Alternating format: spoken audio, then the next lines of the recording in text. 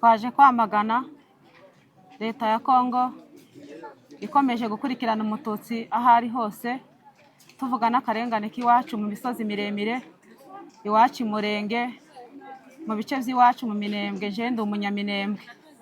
Iwacu bakomeje kuba intambara nyinshi. Twamagana ari amagambo Ikenge yavuze ngo ntashaka umututsi, ntashaka ko umwana w'umututsi azigana n'undi.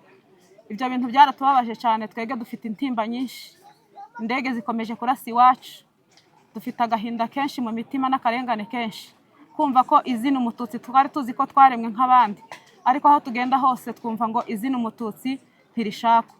Twamaganye ibyo ngibyo, umututsi nawe ahabwa ijambo nk'abandi bose. Ni ukuri iri iwacu mu misozi miremire, murimo kumva ibyabereyeyo, ukuntu abantu bamerewe nabi, ntawe ugitawanyika. Noneho bagera nko ku gitsina goreho, nta mugore ushobora gusohoka mu nzu adafite umuntu umuherekeza cyangwa umukobwa. Abasore bacu baricwa rubozo, abasaza bacu bakicwa rubozo, bishwe n'umwuma, ntibagira amata, ntibagira umunyu, ntibagira ikintu na kimwe, bitewe na leta ya Kongo ikomeza kumva ivyo bintu bikomeza kuba, ariko ntibadufashe.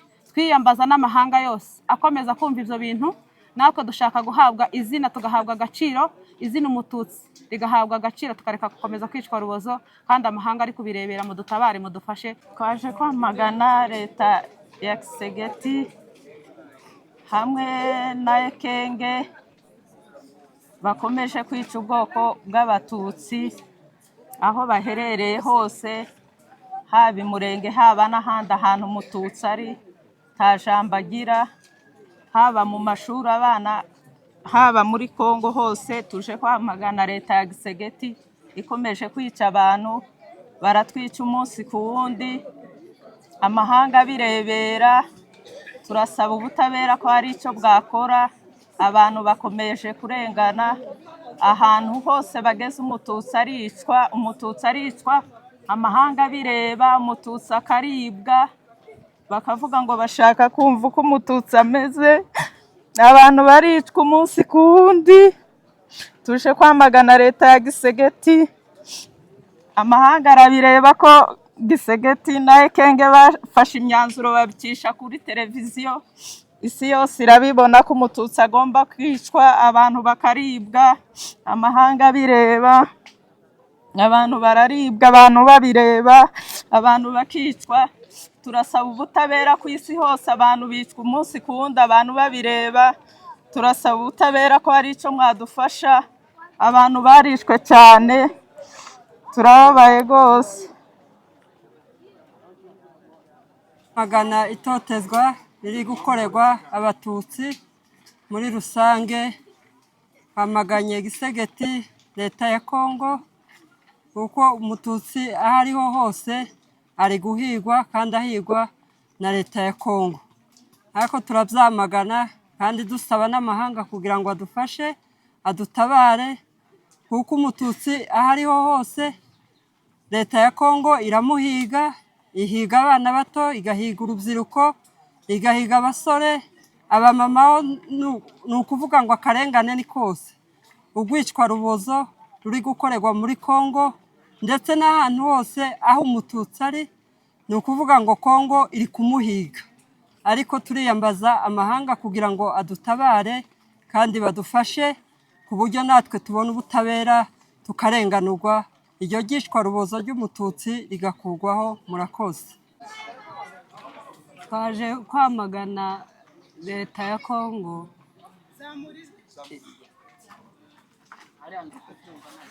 turi kubyumva.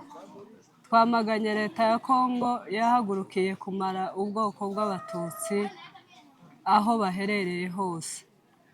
Mu by'ukuri turababaye, turagowe, abakongomani baragowe, abatutsi baragowe, nta mahoro bakigira kubwo guhora bicwa urubozo, abana b'abasore, impinja, abamama, abapapa, aho bagenda hose buri munsi ni ukwicwa n'inzirakarengane ziri kuzira ubusa. Abantu barashize. Turamagana leta ya Kongo kugira ngo ihagararire aho, twiyambaza n'amahanga kugira ngo adufashe, adutabare, adukize umubi uri kwica abantu mu gitondo na nimugoroba. Mu by'ukuri inzara imaze abantu, ariko turamaganya twese kugira ngo amahanga adufashe adutabare kugira ngo badukize umubi uri kutwica mu gitondo na nimugoroba kandi ari kutwica rubozo. Amahanga adufashe adutabare, abasore ntibakigenda, abamama ntibagitabanika, abamama ntibakora, abamama ntibacuruza, abamama ntibagenda kure, n'abapapa nuko n'abasore nuko, ariko nukuri twiyambaje amahanga kugira ngo adufashe kandi adutabare atugwanirire. Murakoze cyane. Ubutabera kubahema, ubutabera kubahema. Namaganye Gisegeti kubanice kuri ribuye ni Gisegeti yabiteye, yankuye ku isambu nzira ubwoko imvugo, ariko itariki y'umunsi namanye Gisegeti wanjijiwe.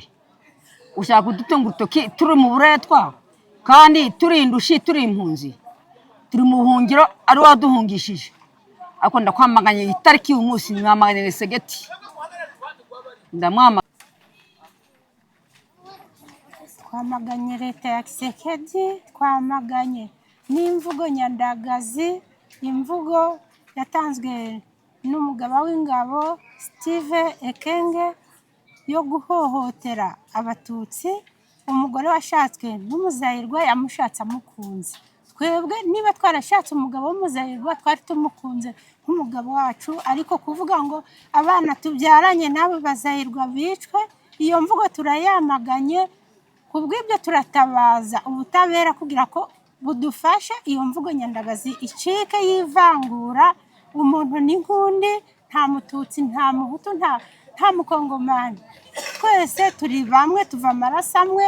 Iyo mvugo ntiyabaye hano mu Rwanda, ntiyabaye mu Rwanda, akabitsembatsemba, akaba ari akomeza gukorera ubwoko tutsi, burazira akarengane rwose. Ni abantu bava amaraso nkandi. Ubwo iyo turatabaza amahanga kugira ngo adufashe uriya muntu yamaganwe, turabyamaganye. Twamaganye leta ya Kongo ya Kisekedi. Ngai na Bengami na kombo ya Safari Mwigiro Daniel ne tozala refugee kaka awa yango nde lelo tosaki marche pacifique pona kobenga na makambo oyo Sylvain Ekenge général au porte-parole ya FRDC arubaki ke mwana mwasi ya motusi ayiko bana na motu mosusu te, po soki abali na motu mosusu abengaka ikolo na bango ya kobotela ye. Me wana eza kaka makambo ya koyinana atia bakongole nyonso bayina ekolo ya batusi wana. Sikoyo yango nde toyekoka kosala ka marche pacifique mpona kobengana makambo wana. Na monde mobimba eyoka ke biso tozaka barefugie na botama Kongo epa na biso Nord Kivu na Masisi. Me mpona bitumba ya koyina biso batu balobaka Kinyarwanda ya ekolo ya batusi, tokima totika biloko na biso, totika bilanga, totika bibole, tokutamaka kotoyo. Me awa na Rwanda tozonamba mabie te, po soki kaka refugie ata so otangi mingi oyo kozwa mosala te, ata so oza université oyo kozwa mosala te, po oza refugie oza na kapasité ya kozala lokola moto ya mboka te. Yango nde tozosenga kaka ekolo nyonso ya mokili mobimba eyoka ke tozali kaka awa, me tozonyokwama mingi, tozonyokwama mingi. HCR yango nde ezali kokamba biso, me lelo oyo ata soko obeli kisi eza te, moria eza te, tonyokwani en tout cas boloka biso, boloka mongongo na biso, bamama bazawa, bana bazawa, bakolo nyonso biso tokala zo tozawa mpona kokritike na koboya makambo oyo wana Sylvain Ekenge alobaki. Antuka boloka biso, tuko hapa tunafanya safari ya amani kwa sababu ya kuhamakia maneno ambayo msemaji wa jeshi la FARDC amesema hapa juzi. Alisema ya kwamba mwanamke mtusi haruhusiwi kuoana na kabila lingine. Ile kwa wakongomani ni kupanda chuki.